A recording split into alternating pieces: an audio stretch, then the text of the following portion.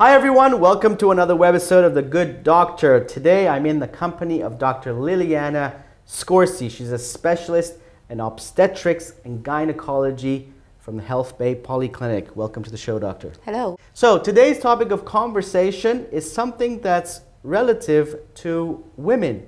And we are going to be talking about abnormal uterine bleeding. For many of our viewers who don't know what that is, can you explain it, please? Yeah, I think the explanation is the first step we should do. Abnormal uterine bleeding, what does it mean? It means usually if you are menstruating between the age, you start with 12 and between the age 12 and 45, you have once a month regular cycle. So it means between 24 and 33 days you have menstruation. Mm-hmm. Abnormal uterine bleeding, it means if your menstruation is coming more often, so it means in between the cycle, in the mid of the cycle. If you bleed longer than 8 days, for example, you get your menstruation and the bleeding is really heavy, you are losing clots, you feel dizzy, you are looking pale, you are anemic. So it's also abnormal uterine bleeding. Is it painful as well? Do they sometimes can be very painful. Sometimes can be the first symptoms that something changed in the uterus, in the anatomy of the uterus. So it means the shape. You can get fibroids. Can be different reason for this. I think over the age of 45, our hormones already started to change. Especially we lose our progesterone. That means that our estrogen is too high, and the risk to get also some kinds of diseases is much higher, especially correlated with the abnormal uterine bleeding. If this does happen for women, what is the first signs that they should be alert and aware of? The first signs, if you see for 3 cycles, for example, it's not just 1 cycle. Sometimes can happen you are stressed, that suddenly you get different bleeding consistency. Right. But if you see this is really repeating after 3 cycles, that you have really heavy bleeding, that you are changing your pads, every hour, that you are really see clots, you have to go to the doctor to clarify this. So 3 months, they need to, if this abnormality continues over a period of 3 months, then this is the first sign that something's not right. And what happens next? You have to choose. You have to find your gynecologist. First, you have to speak with the gynecologist. This is the most important thing on the beginning. Yeah, we have to see how old is the woman. We have to see what kind of risk profile in the family already. If the family was already fibroids, uterine, cancer.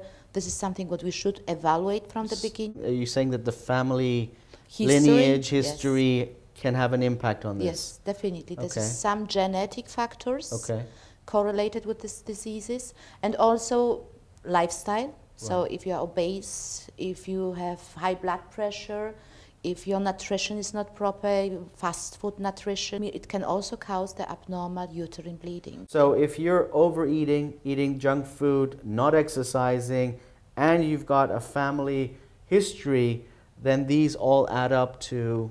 Can be also something, like a pre-cancer, so the pre-cancer of the uterus, if you get this clotting and heavy bleeding. Right. But this is something what your doctor should evaluate first. Just speaking with you, the next step just to examine you, just to see if in the shape of the uterus is something changes. Sometimes can be some fibroids, something anatomical, what is happening during the age. And the next step is definitely to check your hormonal level, and then the doctor should decide what is the next step for the diagnostic. Does pregnancy play a role in this, or have any impact? The previous pregnancies changes also the hormonal level, so it can happen that I hear from my patient, before the pregnancies everything was fine, after the pregnancy everything changed. We cannot forget that pregnancy and the child also change our lifestyle, change our stress, output and input. So this is also one of the symptom and the reason. You've mentioned stress. Does that stress have is the main factor in our environment, in our lifestyle, and our changing, or also bleeding. If we have stress, we get fatigue. If we get fatigue, we have very low cortisol level. Our hormones started to disbalance. Then it can happen that we see our cycle, our menstruation bleeding also change. So there's a lot of factors that goes and is involved in abnormal uterine bleeding. We've talked about the problem. What is the solution? Definitely you have to see your gynecologist because you have to clarify what is the reason. So the doctor will basically choose some kinds of diagnostic method just to see if it's really just correlated with the anatomy. So it means it can be a fibroid, it can be a polyp inside, it can be something what should be also operative remove. The doctor will choose your risk profile to see, okay, do you have high blood pressure in your families, or already something like this happened? And then the doctor should decide and discuss with you what is the next step. If you have just hormonal disbalance, you have to rebalance your hormone. If you have something anatomical on the uterus, you have to clarify the reason. You have to go for the operation. You have to just clarify the histopathology of this reason for the bleeding. You also talked about this leading to cancer. This is a problem. Perimenopausal age, so it means in the age beginning from 47, we can get hormonal disbalance. So we have more of estrogen, this is the female hormone, what usually is building the endometrium, the line in the uterus, and we have very low level of the progesterone. The progesterone is a hormone what we need as a protection for the hyperplasia, that the cells in the uterus are developing very fast. If we have very low level of the progesterone, we have no this protection. Right. So around the age of the perimenopausal, we are more risky to get uterine cancer. Right. So it means definitely the clarifying of the uterine bleeding. Perimenopausal is different than the woman if you are 20, you have just irregular cycle, you have heavy bleeding, can be also blood diseases causing this, even if you are very young. So what you're saying is premenopausal phase, something happens in your hormone, yes, and you obviously lose that protection that you were talking about.